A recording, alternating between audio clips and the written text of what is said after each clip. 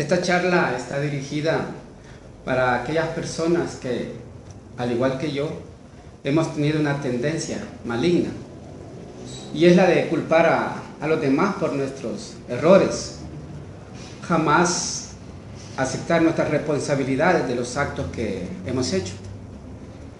También está dirigida posiblemente a las personas que están en el camino de Dios, pero que por circunstancias o cosas de la vida pueden en alguna medida caer en esta tendencia tan dañina que es de culpar a los demás, que es la de no aceptar nuestras responsabilidades. Y esta situación, esta tendencia, en realidad viene desde el origen de la humanidad. Adán no asumió su responsabilidad, sino que culpa a Eva. Eva tampoco asume su responsabilidad, culpa a la serpiente. Y en esa tendencia en la que estamos, de estar culpando a los demás, jamás seremos libres. ¿Qué es lo que sucede cuando se está culpando a los demás por nuestras acciones, por nuestros actos? Primero viene la justificación de todo lo que hacemos. ¿Cuántos de nosotros cometemos enormes errores y siempre estamos justificándonos? Pues deberíamos de tener mucho cuidado, porque inmediatamente de no aceptar la responsabilidad de alguna falta, de algún error o de algún pecado que hemos cometido, para el caso en esta charla me interesa que encontrarme con aquellas personas que no aceptan las responsabilidades que demanda el cometimiento de un pecado. Porque justamente cuando comienzo yo a justificarme, entonces comienzo a echarle la culpa a los demás. Y cuando le echamos la culpa a los demás, aquí hay un problema. Y es que nos hacemos más ciegos. Creemos en alguna medida que no tenemos la culpa de lo que estamos haciendo. Y entonces venimos y cometemos un error tras un error, porque nos sentimos cómodos el culpar al otro. El esposo culpa a la esposa culpa al esposo, el novio a la novia al novio.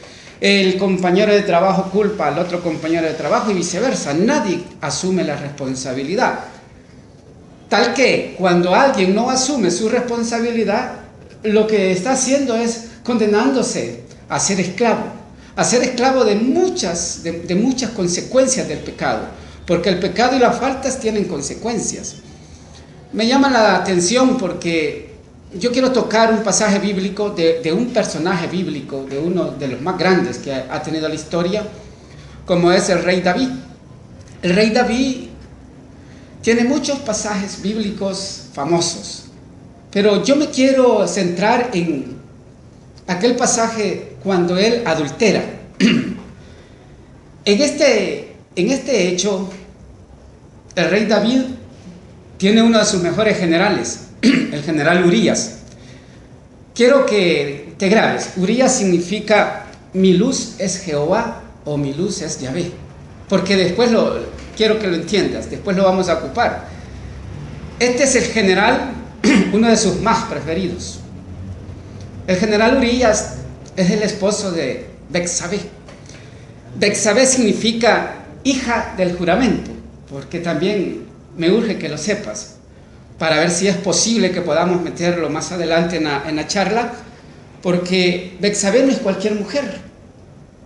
De hecho, es hija de la promesa, es hija del juramento. Entonces, el general Urías está felizmente casado con Betsabé, tal que Betsabé es muy bella, le llama la atención al rey David. Un día el rey David sale y ve cómo Betsabé está bañándose, y ve que es una mujer bellísima, es una mujer llamativa. Y entonces el rey David pregunta quién es y pide detalles. De hecho, él es el rey, a él se le tiene que dar todas las explicaciones habidas y por haber. Y le comentan que es la esposa de su general Urías.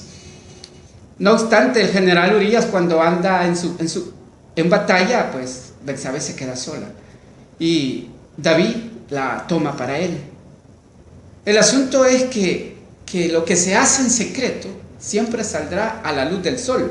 Y en un caso de adulterio, en un caso de fornicación, lo primero que pone a la luz del sol es un embarazo. Y Betsabé ha quedado embarazada, pero el rey David hace llegar al general Urías para que se acueste con su mujer y entonces no se eche de ver que aquel bebé es del rey David, no del general Urías. ¿Cuántos de nosotros hemos hecho trampas y hemos querido componer nuestros pecados, componer nuestras faltas? Hemos querido hacer una obra teatral de nuestro pecado y al final nos ha salido todo por la culata. Entonces, el general Urías no puede venir. Y entonces, aquí hay algo que a mí me impresionaba, cómo un hijo de Dios predilecto puede tener dolo, alevosía y ventaja sobre otra persona. Y es que el asesino del general Urías, así prácticamente, el asesino es el rey David, quien con sus demás generales preparan la forma para matarlo, y lo que hacen es mandarlo a combate en condiciones no muy favorables, y luego lo dejan solo en el campo de batalla, y ahí muere el general Urías. Muchos pensamos que podemos cometer pecados y quedarnos impunemente. Entre el cielo y la tierra ningún pecado queda impune. Eso tenemos que grabarlo. Bueno, yo lo tengo muy grabado en mi mente, porque yo pensé que yo podía estar pecando en el secreto y que nadie se daba cuenta. La verdad es que todos lo sabían, solo tenía que aceptarlo. Porque entre el cielo y la tierra, repito, no hay pecado oculto y las consecuencias siempre se pagan. Entonces, muerto Urías, el rey David tiene una relación muy romántica, muy prohibida con Betsabé. Pero aquí se da un acontecimiento que yo espero que lo entendamos. Llega el profeta Natán. Quiero decirte que el profeta significa el que abre el oído. Eso es importante. El profeta Natán viene y le cuenta un pasaje, le cuenta una anécdota de un hombre rico que tiene muchas ovejas, que tiene mucho ganado, y le cuenta que hay también un hombre que solo tiene una oveja. Le dice que este hombre rico tiene que dar un banquete, tiene que recibir a ciertas personas, y entonces lo que hace este hombre, le dice, es que toma la única oveja del hombre pobre para hacer el banquete. Aquí viene lo impresionante. David dice lo siguiente, que se indigna, dice, haré pagar a ese sinvergüenza 4 veces lo que ha hecho. Y esta palabra que se indigna es bien importante hoy en la actualidad. No es una palabra de la antigüedad, es ahorita. El rey David, cuando le cuenta, Natán le está contando este acontecimiento, él se indigna.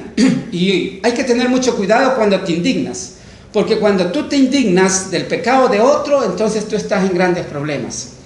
Porque la indignación la indignación del pecado del otro solo llega para ocultar el tuyo, por el momento. Lo que hace es, cuando tú te indignas, o cuando yo me indigno, cuando me cuentan el pecado de alguien, lo que sucede es que yo estoy ocultando el mío. Me escandalizo, pero me escandalizo por lo sinvergüenza que yo puedo estar haciendo en ese momento.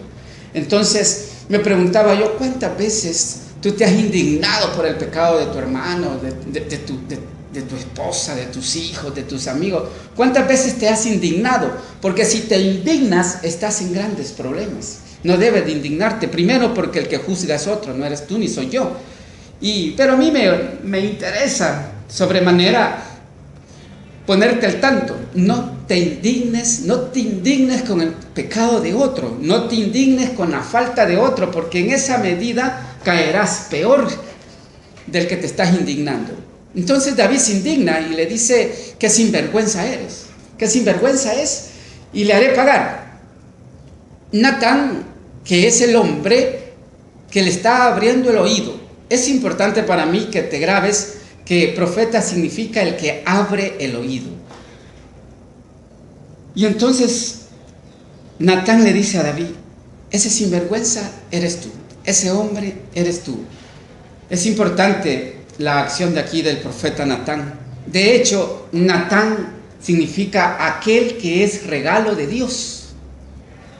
Por eso, cuando una persona, cuando un familiar, cuando un amigo, cuando una persona te ponga de cara a tu pecado, cuando una persona te denuncie, cuando una persona quiere hacerte una corrección, alégrate porque Dios quiere tratar contigo. Primero porque el profeta es el que abre el oído.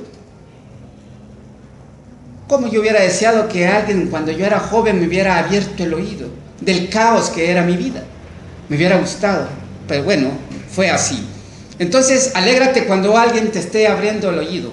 Cuando alguien te esté diciendo, tú estás cometiendo adulterio, tú estás cometiendo fornicación, tú estás robando a la empresa, tú estás levantando falso testimonio sobre el otro. Alguien que llegue y te diga, esto no debes de hacerlo, alégrate, porque eso quiere decir que el Señor quiere moldear tu vida, quiere que le des entrada en su vida.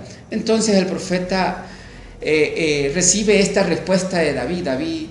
David, pues, en alguna medida es un hombre que se ha dejado seducir, porque un hombre predilecto de Dios. De hecho, David significa el amado y querido de Dios, o dicho de otra manera, significa el elegido de Dios. Entonces, llega uno a pensar, ¿cómo es posible que estos hombres que son elegidos de Dios, que están de frente a Dios, cometan estos errores? Bueno, eso es importante porque hacer un paralelo, una comparación. Entre más seguro estés tú que no vas a cometer un pecado, pues estás en problemas. Tú debes todos los días de tu vida pedirle al Señor su espíritu, su asistencia, porque eso es lo que le ha pasado a David. David, cuando ve a Betsabé, él lo que hace es, se emociona, lo envuelve el placer y una baja pasión. Después de una baja pasión viene el pecado. Eso es importante y eso es lo que le ha pasado al rey David. Se ha dejado seducir por una baja pasión y entonces, aunque sea el hijo predilecto del Señor, él se ha dejado tocar su parte espiritual. Entonces, cuando un hombre o una mujer deja que el demonio le toque su parte espiritual, vuelvo a decir, está perdido. Debe de pedirle mucho a Dios, porque si no tenemos a Dios en nuestras vidas, cometeremos un error y muchos más errores, de toda la talla de errores, hasta el error más impensable. Ya he dicho anteriormente, en otra ocasión, que el demonio ataca al ser humano con pensamientos impensables. Entonces, me llama la atención cuando el profeta Natán le dice, tú eres ese hombre. Quiere decirle, cuando a mí me dicen, tú eres ese hombre, es que ya me vieron, es que ya no me puedo esconder. Es que el pecado llega un momento que ya no lo puedes ocultar. Por más que quieras ocultarlo, todos lo saben. Y si todos lo saben, es necesario, como decía anteriormente, dar un giro, cambiar el estilo de vida, porque si uno sin Dios se pierde. ¿Qué ha pasado con el rey David? Es que la palabra de Dios dice, porque vistes en poco la palabra de Dios, yo te quitaré todas tus mujeres, y tú que hiciste en secreto el adulterio con Betsabé, yo entregaré tus mujeres en una plaza pública a la luz del sol. Esto quiere decir que aunque yo intente esconderme, aunque tú intentes esconderte para cometer cualquier fechoría, cualquier pecado, cualquier falta, siempre al final saldrás a la luz del sol. En la plaza pública serás humillado si no te arrepientes. Entonces, esto es importante porque David cayó porque vio en poco la palabra del Señor. Vio en poco la palabra del Señor. ¿Qué significa eso? Que David comenzó a hacer su voluntad. Cuando yo o tú haces tu voluntad, entonces estás viendo en poco la palabra del Señor. Cuando tú haces lo que te da la gana, cuando tú te retiras o yo me retiro de lo que es la enseñanza de los preceptos divinos, entonces estamos viendo en poco la palabra del Señor. Y aunque David comete este adulterio porque vio en poco la palabra del Señor, de alguna manera tiene algo bien importante. El rey David es el ejemplo de un nuevo estilo de vida. El rey David es el primer hombre en la humanidad, en todo el origen de la humanidad, que se arrepiente de sus pecados, que los acepta. Yo te invito a que todas nuestras faltas las aceptemos. David es eso. David ha cometido este gran pecado. Entonces el profeta Natán observa que el rey David acepta su falta, cae rostro en tierra, dice, y entonces se arrepiente. El rey David es el símbolo del verdadero arrepentimiento. Necesitamos arrepentirnos, pero de corazón, porque la prueba para encontrar el perdón de Dios de un pecado, la prueba es que no lo vuelves a repetir. Si lo vuelves a repetir, entonces tu arrepentimiento fue falso. ¿Cuántas veces nos hemos arrepentido falsamente? Sencillamente porque sentimos la presión, porque sentimos la angustia, porque sentimos la tribulación, porque sentimos la persecución o porque sentimos que nos vamos a morir. Y entonces nos arrepentimos, pero dice del diente al labio. David no se arrepiente del diente al labio, sino que se arrepiente del corazón hacia afuera, del corazón al cielo. Yo invito a que sigamos, si es posible, la actitud del rey David, que ante un gran pecado como es el adulterio, bueno, para mí el adulterio es el pecado más serio que existe. Ese pecado que tiene unas consecuencias tales que te quita el sueño mientras pasan estas consecuencias. Ahora, me interesa esto, decirte que el profeta Natán le dice al rey David, ante el arrepentimiento sincero que él tiene, que el Señor le perdona. De inmediato dice, baja el ángel del perdón. Y cuando el ángel del perdón baja es porque tu corazón ha dicho la verdad. Tu corazón ha dicho, Señor, perdona este adulterio. Señor, perdóname esta fornicación. Señor, perdóname este robo. Señor, perdóname esta calumnia. Señor, perdóname esta envidia. Señor, perdona mi maltrato a mis hijos, a mi esposa, a mi familia, a mis empleados. La prueba es del arrepentimiento, es que Dios te perdona. Y entonces el profeta Natán le dice que está muy bien todo, pero le dice, no morirás. Significa, cometiste este pecado, pero no morirás. Eso es importante. Cuando el profeta Natán le dice a David, no morirás, le quiere decir a él, a ti y a mí, no moriremos. Es decir, el Señor es un Señor que tiene abundancia de perdón cuando el corazón es sincero y no tiene doblez de intención. Entonces, no morirás significa, has sido perdonado, vuelve, inicia, no lo vuelvas a hacer. Pero hay algo bien importante. Pero la espada de tu casa jamás se apartará. Esto significa que uno puede cometer un pecado. Y ya he dicho muchas veces, el hombre es libre de escoger el pecado. Esa facilidad la tiene. Puede escoger su pecado. Lo que no puede escoger es la consecuencia. Y es a esto a lo que le tenemos miedo. Entonces, la casa de David va a estar siempre con la espada en medio. Significa que cuando uno peca, aunque tenga el perdón, va a pagar las consecuencias. No se trata de que con el perdón ya no vamos a pagar las consecuencias de nuestro pecado. No, el perdón lo que viene es a darnos la fortaleza, el carácter y la dignidad para soportar como caballeros o como damas esta consecuencia del pecado que hagamos. No se te olvide. Grítalo, cuéntalo, dilo. Dios podrá perdonar tu pecado, pero las consecuencias siempre las vivirás. Lo que sucede es que uno adquiere una gallardía, adquiere una piel dura para aceptar que comiencen a entrar las consecuencias del pecado. Y las consecuencias del pecado serán según el pecado, porque las consecuencias están correspondiéndose según el pecado que se comete. No digo que sea menor o menos, hacer un chambre, por ejemplo. Sus consecuencias son distintas a las de un adúltero. Las de un adúltero, yo te invito que te des cuenta que las consecuencias del pecado de adulterio son una de las más serias. Para mí, que no tengo poder ni nada, ningún tipo de decisión institucional, diría, para mí el adulterio es el pecado más serio. No obstante, es importante estar claros que no seremos nosotros los más listos de esta película. Todo lo que hagas en secreto saldrá a la luz del sol. Esto es importante, porque ¿cuántos de nosotros hemos pecado? Y creemos que todo lo hacemos bien, creemos que organizamos bien el día.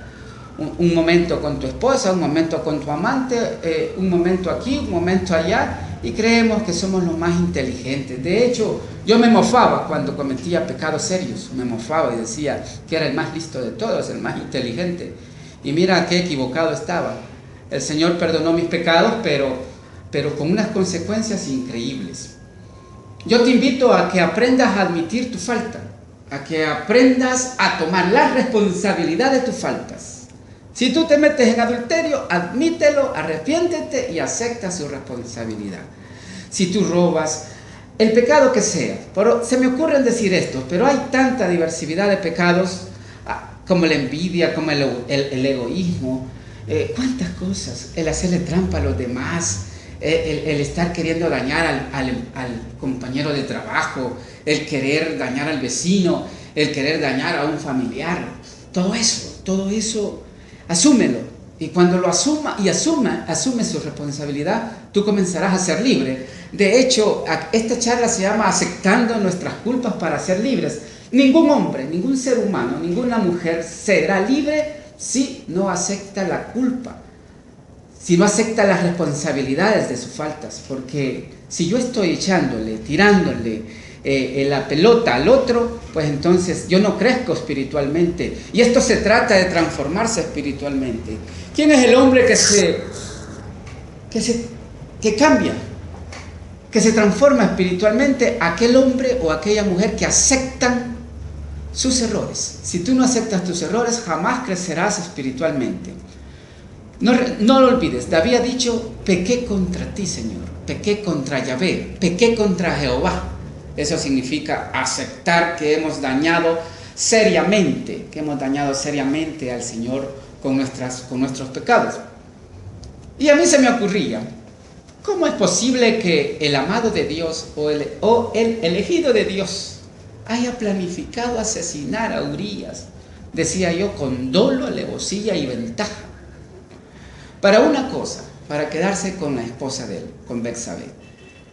¿Cuántos de nosotros hemos hecho trampas? ¿Cuántos de nosotros comenzamos a fraguar trampas para lograr algo que sabemos que es ilícito? El Señor en esta ocasión te invita a ser libre, te invita a que aprendas a asumir con responsabilidad tu culpa. Cuando el hombre, cuando el ser humano, cuando la mujer acepta su responsabilidad, se le abre el espacio de la prosperidad.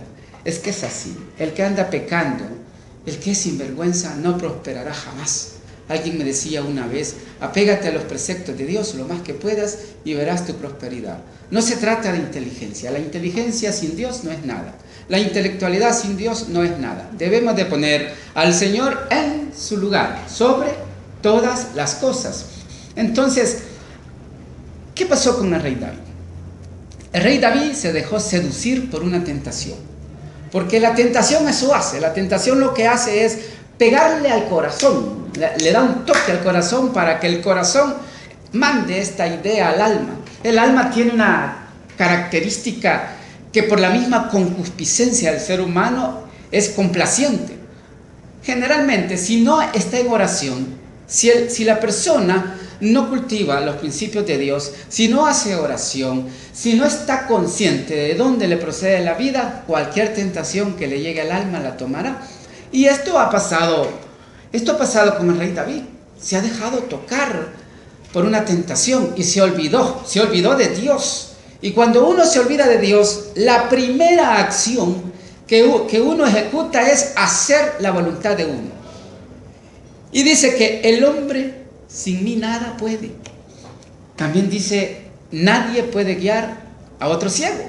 Y entonces cuando el hombre se olvida de Dios, como en ese momento, porque es algo curioso que he experimentado, no sé si tú, pero cuando uno quiere cometer un pecado, lo menos que se recuerde de Dios. Y cuando tú pierdes el recuerdo de Dios, entonces entra el enemigo a atacarte y ya eres una presa fácil. No creas que el demonio te ha tocado para que cometas adulterio. El demonio está de brazos cruzados, solo riéndose de ver que no ha necesitado tocarnos para que nosotros caigamos en pecado. ¿Cuántas veces tú has caído en pecado sin necesidad que el demonio te toque? Porque el demonio toca a aquellas personas que están más entregadas al servicio de Dios, que tienen la responsabilidad de su feligresía, que tienen la responsabilidad de su asamblea. A esos toca. Por eso yo te invito a que no te asustes cuando veas a un pastor, a un sacerdote, a un ministro, a un servidor de Dios caer en pecados serios. No te indignes, te decía al principio, no te indignes, porque ese sinvergüenza también puede ser tú. Lo que pasa es que tú lo haces en secreto. Y el Señor trata. Fíjate que a mí me llama la atención porque la indignación del pecado de otro te hace ciego, te vuelve ciego. Indígnate y pecarás más. Yo espero en Dios que esto te lo grabes. Entonces, el rey David cayó en este adulterio porque se olvidó de Dios y se salió del plan original de Dios. Pero David, al final de todo, marca un nuevo estilo de vida. Porque él es el primer hombre en la humanidad que acepta su culpa. David ha aceptado frente al profeta Natán su culpa. Se arrepiente de corazón y por eso el ángel del perdón ha bajado de inmediato. Y David, no hay registros que digan que volvió a cometer este tipo de pecados. Esa es la prueba que el Señor ha perdonado tu pecado. Yo espero que este día te arrepientas de algo que hayas hecho. Porque cuando te arrepientes de corazón, entonces viene la prosperidad. Nadie puede ser libre si primero no acepta su pecado, no acepta su culpa. Nadie puede ser libre si no se arrepiente de corazón. Nadie puede ser libre si no cambia su estilo barato de pecados que ha llevado.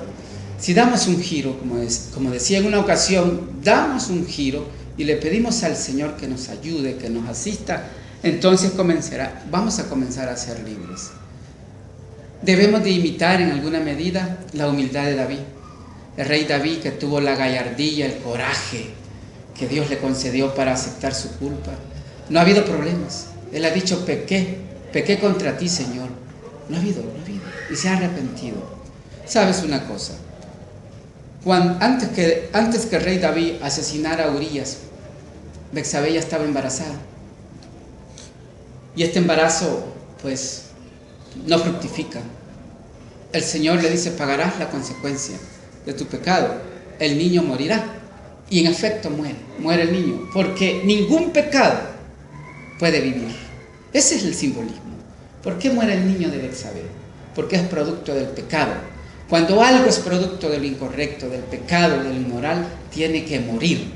Y este tiene que morir significa que cada hombre, que cada mujer, que cada ser humano tiene que volver a nacer. Tiene que revivirse ese hombre nuevo, esa mujer nueva. Entonces, cuando eso sucede, cuando yo me arrepiento, cuando yo acepto y cuando yo me doy cuenta que ningún pecado puede tener fruto, de hecho, el niño de Betsabé muere. Cuando eso ha pasado, cuando ha pasado el sufrimiento, el dolor, cuando hemos en alguna medida casi pagado las consecuencias de nuestra culpa, viene la bendición del Señor. Cuando tú ya estás bendito, puedes progresar. Cuando tú ya eres bendito, ya puedes ser libre. Yo te invito a ser libre. La persona libre es la persona que está con la verdad, que es, como dijera, inquilina de la verdad. Nadie que mienta puede ser libre, porque la mentira lo que hace es esclavizarte. Es todo lo contrario. ¿Cuántas veces hemos mentido queriendo salir adelante? Y la verdad ha sido otra, ha sido dolorosa. Entonces, cuando el rey David ha recibido el perdón y ha pagado parte de sus culpas, aunque la espada estará en su familia por la eternidad, Betsabé vuelve a quedar embarazada. Y queda embarazada porque, ¿por qué vuelve a quedar embarazada? Y hoy va a dar un fruto poderoso. El fruto de este embarazo es Salomón, el hombre más sabio en la historia, un hombre próspero. Entonces quiere decir que cuando el Señor, alégrate, cuando venga un hombre y te abra el oído y te diga, tú eres un sinvergüenza, tú estás haciendo esto, estás haciendo lo otro, alégrate, no te enojes, no lo linches, no lo maltrates, no lo insultes, acepta que Dios te ha mandado una persona a abrirte el oído. De hecho, cuando alguien te abre el oído, cuando alguien te dice, tú estás haciendo esto y está mal, eso es un regalo de Dios, porque Natán significa aquel que es regalo de Dios. Imagínate cuántas veces tu hijo, tu hija, tu esposa, tu amigo, etcétera, han llegado a corregirte. Y lo que hemos hecho, en mi caso, es enojarnos. Porque la verdad, cara a cara, porque lo que más molesta, lo que más duele es tu verdad frente a tu verdad. A mí me duele más verme a mí solo. Por eso yo le pido a Dios no quedarme solo. Porque cuando está Juan de Dios con Juan de Dios, está palmado, dice por ahí un amigo mío. Yo te invito a eso, a que te des cuenta que cuando una persona te esté corrigiendo, te quiere hacer libre. No porque él sepa, sino porque Dios te lo manda. Porque Natán no fue por su voluntad. Natán fue donde David. De hecho, él es el profeta del rey por designio de Dios. Entonces, qué bonito es que alguien te abra el oído. Profeta significa el que abre el oído, el que llega y te dice... Abrir el oído significa, eso está malo, ahí está Dios, a Dios no le gusta esto. Entonces ese hombre es un regalo de Dios. Bendice a la persona que te dice cuando estás cometiendo un pecado. Bendícela. Bendice a la persona que te dice que estás cometiendo una falta. Bendice a la persona que te dice que estás actuando mal. Porque no es por ella, no es por su voluntad que te lo dice, sino que es Dios quien te manda ese regalo. Es Dios quien te manda esa persona para que abras el oído. Me parecía esto porque ha nacido Salomón un nuevo fruto, un fruto duradero. ¿Por qué? Sale del vientre, porque el perdón cura. El perdón, cuando uno se arrepiente, llega el perdón, y el perdón cura el hogar. No solo te cura a ti, cura el hogar. Cambia a las personas de tu hogar. Ya se respira muchas cosas. ¿Cuántas personas al recibir el perdón hoy ya pueden estar con su esposa, con su esposo, con sus hijos? Están en una familia muy, muy, muy feliz, muy llena de gozo. Y entonces, aquella Betsabé que se acostó con el rey David, hoy ha sido transformada porque David se arrepintió de corazón. Y hoy en su vientre está Salomón, el rey Salomón, el hombre más sabio que ha habido hasta este momento. ¿Y por qué está en el vientre de Betsabé? Porque Betsabé significa hija del juramento.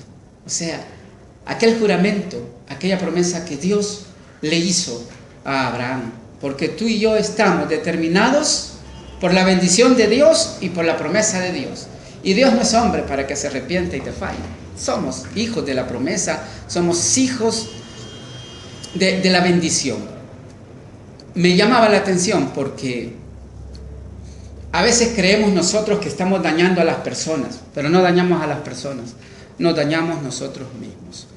Yo te invito a que podamos aprender a admitir nuestras responsabilidades, así como el rey David, para que podamos ser libres, porque dice la Escritura que la verdad nos hará libres.